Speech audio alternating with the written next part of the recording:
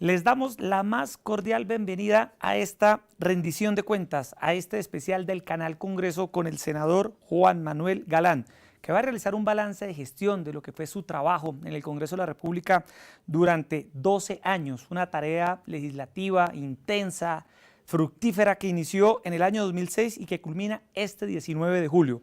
Durante este periodo, el senador Juan Manuel Galán ha pertenecido a la Comisión Segunda y la Comisión Primera Constitucional, la cual presidió durante 2 años consecutivos. Adicionalmente, es miembro de la Comisión de Ordenamiento Territorial y de la Comisión de Paz. Además, es el coordinador de la Comisión de Seguimiento a la Ley de Víctimas y de la Comisión de Seguridad Aérea. También pertenece a la bancada de la Inclusión y la bancada animalista del Congreso.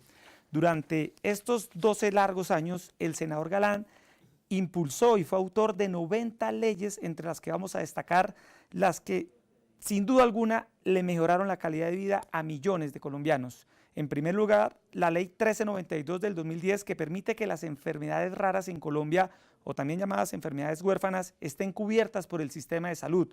La ley 1566 de 2012, que establece la adicción como un problema de salud pública y por lo tanto obliga al Estado a atender a los adictos como pacientes y no como criminales. La ley 1680 del 2013, que garantiza a las personas ciegas y con baja visión el acceso a la información, a las comunicaciones, al conocimiento y a las tecnologías de la información y de las comunicaciones. La ley 1752 del 2015, que sanciona penalmente la discriminación contra las personas con discapacidad. La ley 1787 del 2016, que regula el cannabis para uso y fines medicinales con fundamento en 3 pilares: el terapéutico, el medicinal y la investigación científica. También hay que destacar la ley 1890 del 2018, que garantiza al Instituto Pedagógico Nacional su continuidad como pionero en la educación pública del país. Asimismo, hay 2 leyes más que contribuyen de manera efectiva a la seguridad nacional. La ley 1621 del 2013, que estableció el marco legal de las organizaciones de inteligencia y contrainteligencia para lograr su objetivo respetando los derechos humanos, y una ley que reconoce el peligro del oficio de los agentes de inteligencia y contrainteligencia, equiparando su rango pensional con los efectivos de la Fuerza Armada. En estos 12 años también el senador Juan Manuel Galán realizó 26 debates de control político de gran trascendencia nacional para visibilizar diferentes problemas, como la crisis del sistema carcelario y penitenciario, la influencia de las bandas criminales en las elecciones regionales, el despojo de tierras, el papel de las fuerzas militares en el posconflicto, el falso dilema de la política antidrogas, los elefantes blancos en los gobiernos de turno, los cultivos ilícitos y las deficiencias en la construcción del aeropuerto El Dorado y el contrabando en los aeropuertos, entre otros. Pero sin duda hay que destacar que el senador Galán fue el primero en denunciar públicamente el escándalo de los falsos positivos en un debate que realizó en el 2009 en el municipio de Soacha, con la presencia de las madres de aquellos jóvenes que fueron presentados como falsas bajas. Finalmente, con el ánimo de dar publicidad a temas de importancia nacional, el senador Galán realizó más de 30 audiencias públicas y foros. Senador Galán, bienvenido. A lo largo de estos 12 años, para entrar en materia, usted lideró un tema muy importante en el país, y es el cambio de foco en esta lucha contra las drogas.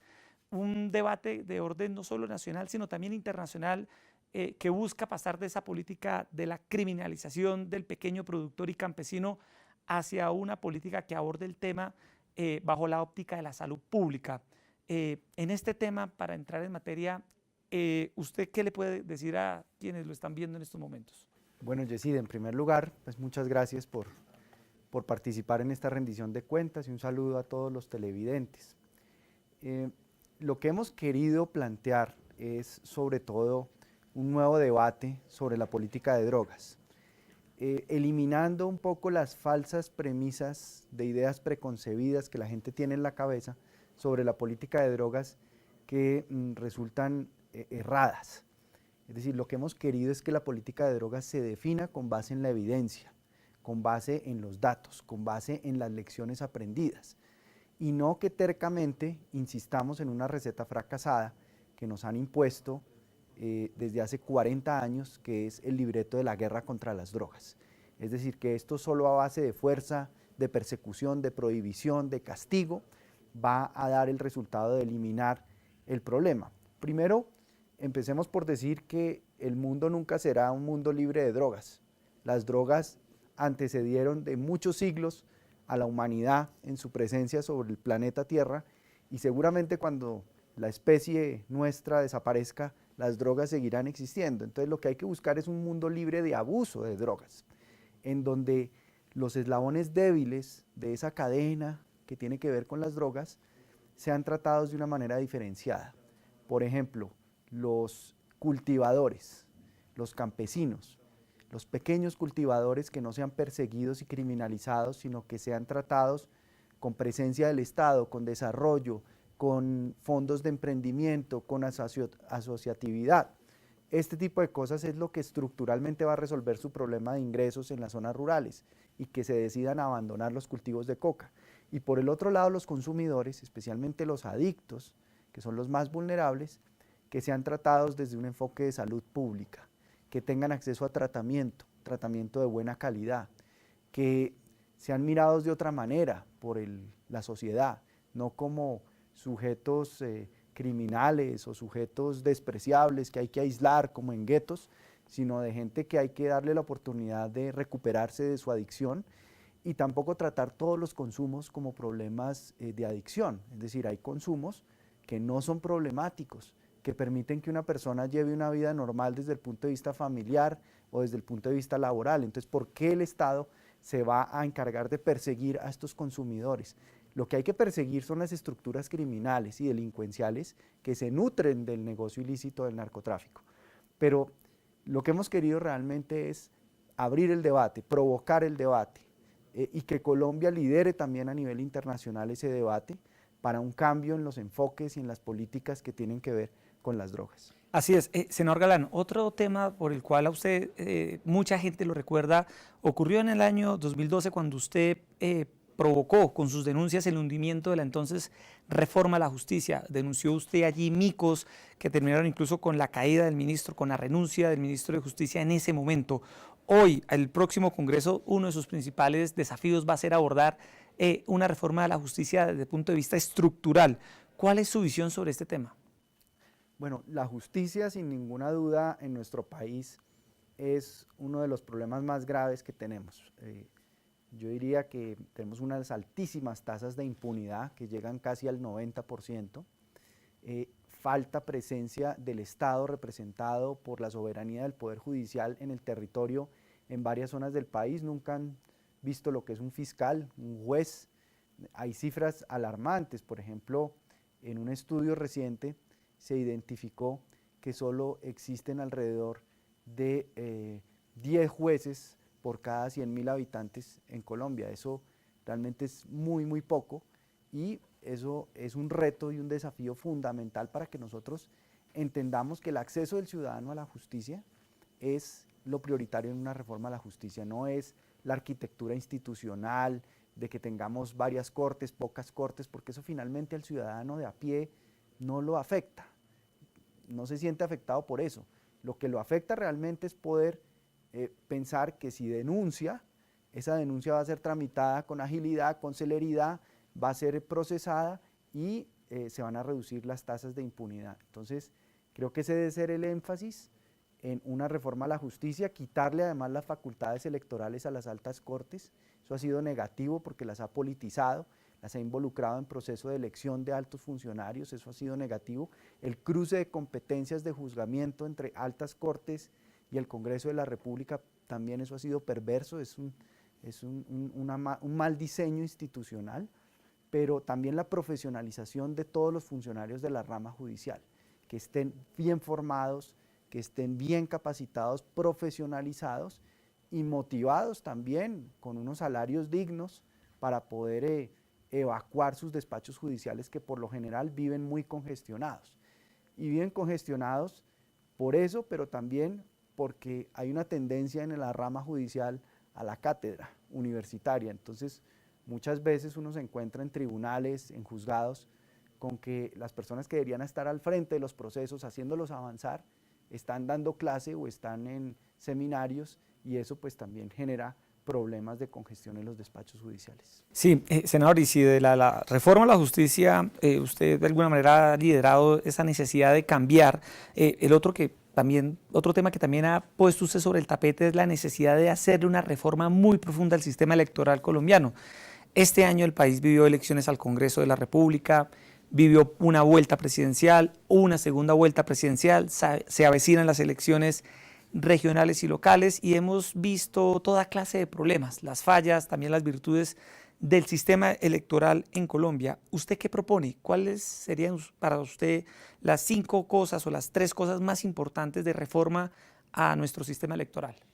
Bueno, yo creo que habría que empezar por expedir un nuevo código electoral, que el que tenemos vigente en Colombia data de 1986, es decir, está obsoleto en muchos sentidos.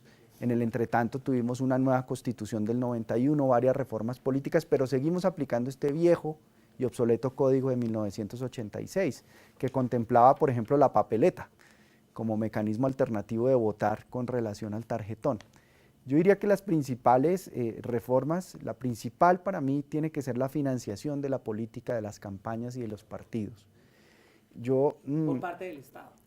Por parte del Estado y en una situación de equidad y de igualdad para los candidatos en competencia.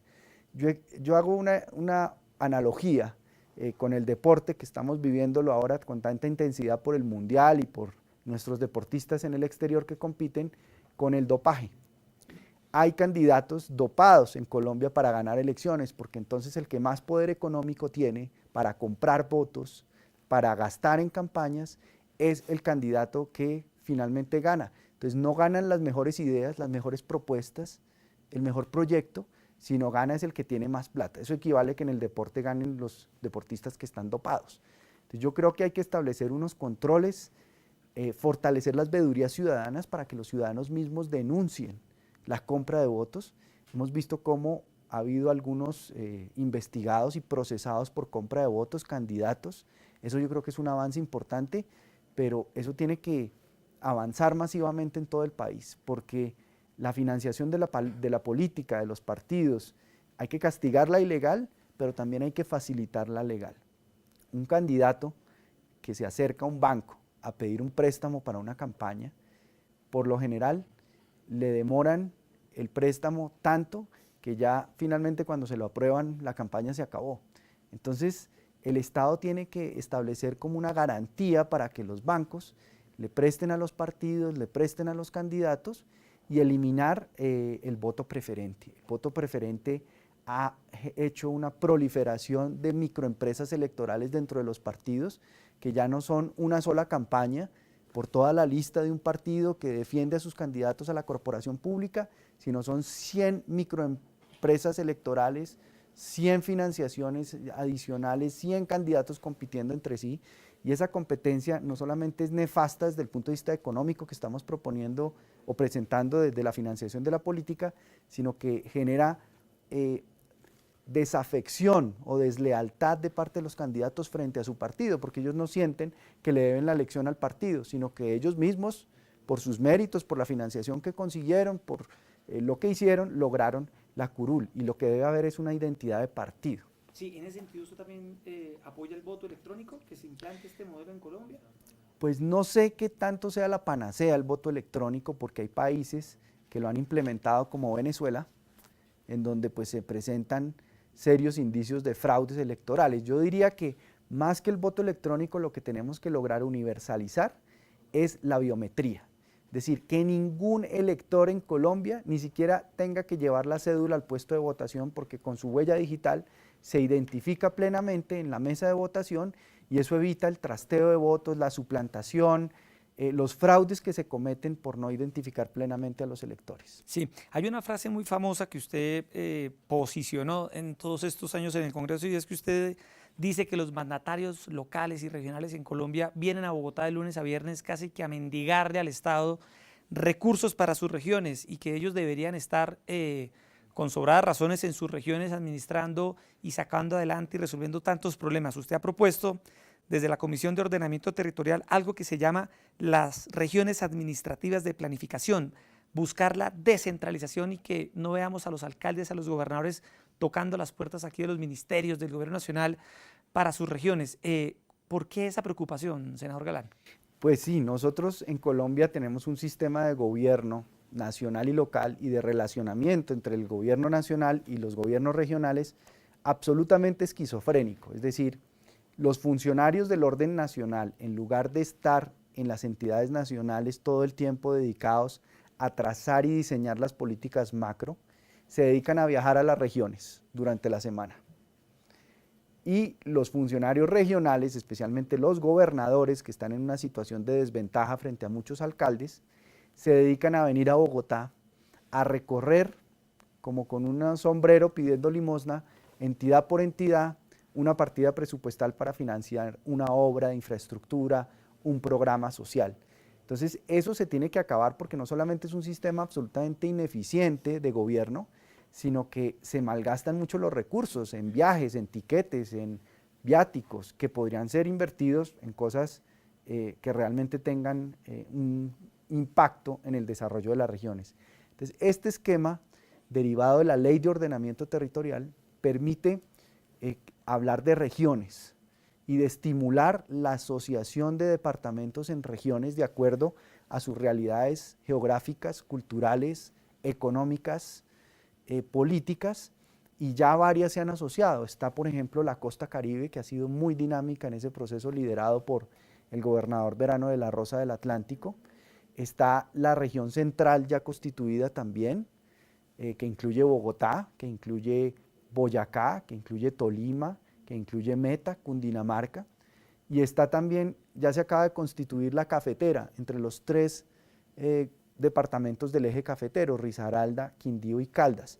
La del sur también se va a conformar, la de la Orinoquía, la del Pacífico también ya se conformó, y cada una de ellas tiene un gerente, y ese gerente se encarga, o se va a encargar gracias a esta nueva ley de regiones, de promover proyectos de impacto regional, macroproyectos.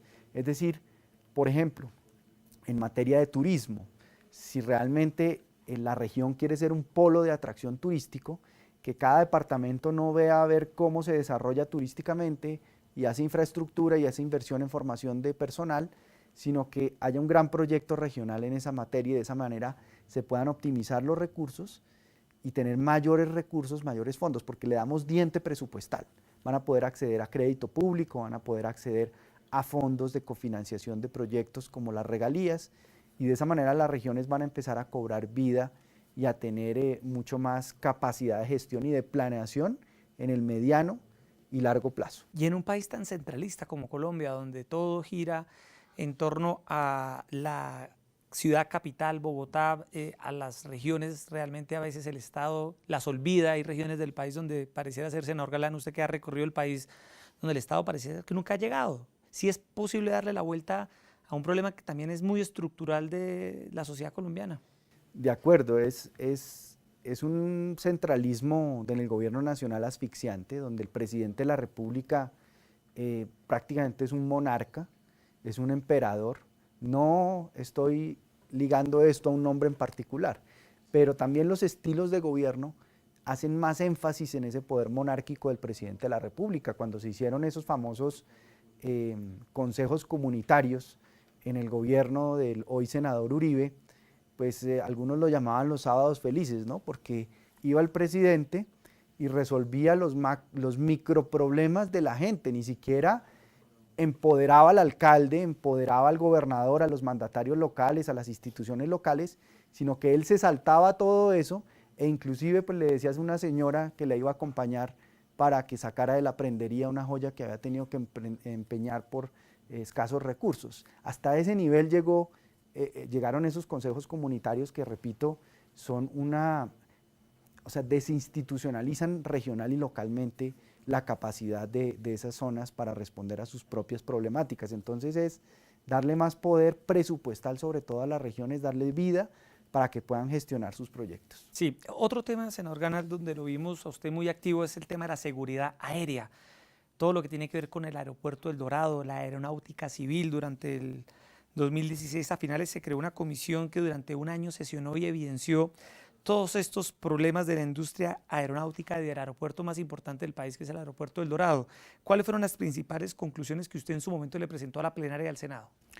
Bueno, hicimos 18 sesiones de esta Comisión de Seguridad Aérea escuchamos a todos los actores que tienen que ver con el sector aéreo colombiano. Estuvieron, por ejemplo, los controladores, los bomberos aeronáuticos y sus sindicatos. Estuvieron las aerolíneas comerciales, las aerolíneas de carga locales, domésticas, las aerolíneas de carga internacionales. Estuvo la aeronáutica civil, estuvo la aviación de Estado, que es las divisiones de aviación que tiene la policía, las fuerzas militares. Cubrimos todos los frentes y lo que encontramos también con los concesionarios, porque le dedicamos una sesión a los concesionarios, a los usuarios del transporte aéreo, que se quejan permanentemente de mal servicio, de incumplimiento, de altísimas tarifas, de que cuando buscan un retracto, es decir, cambiar su fecha de viaje, les cobran unos cargos administrativos que no les deberían cobrar.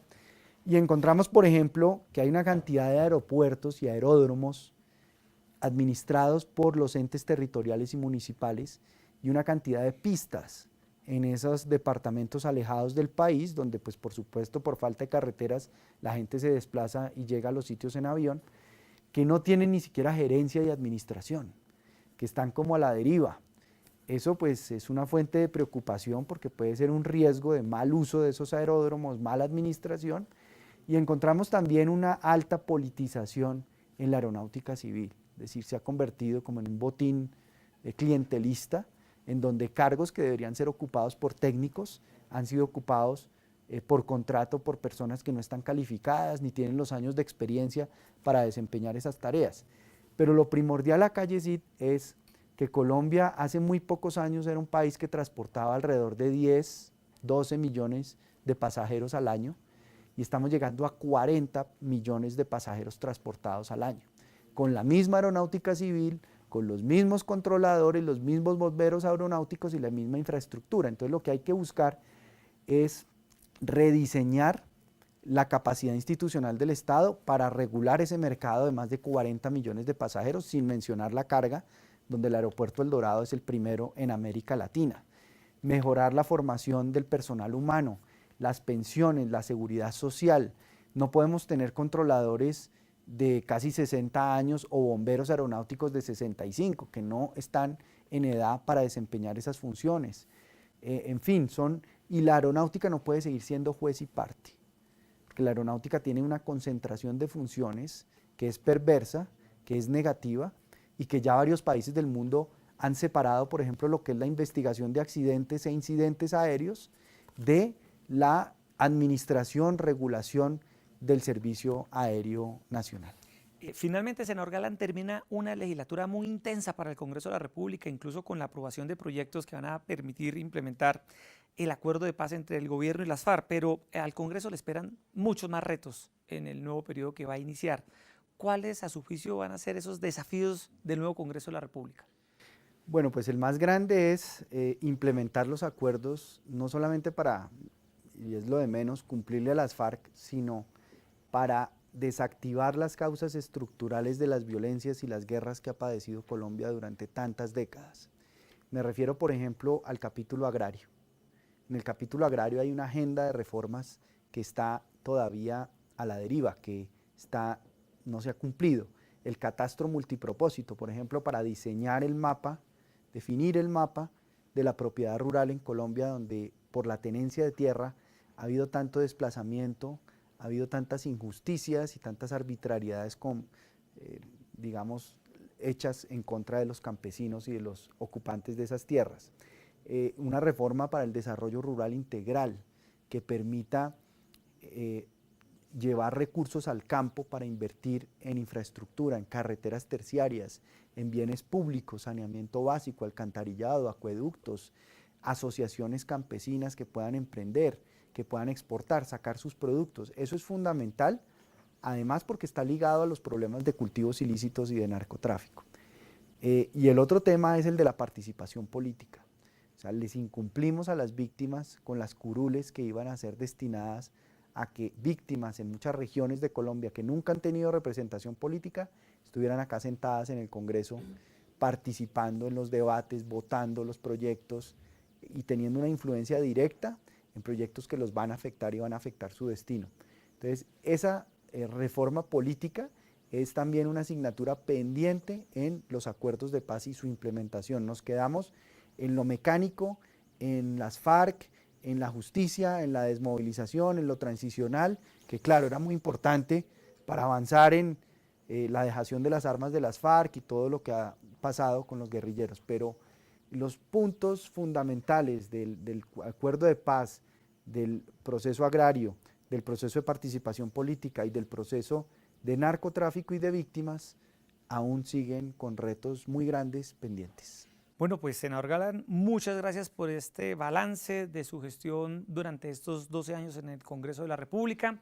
Le voy a ceder ahora la silla de entrevistador porque a continuación usted va a dialogar de forma directa con líderes de diferentes poblaciones a las que usted les cambió la vida, los benefició con sus proyectos de ley. Y a todos ustedes, muchas gracias por estar en el canal del Congreso y los invitamos a continuación a que escuchen estos diálogos del senador Galán con estos líderes de las comunidades.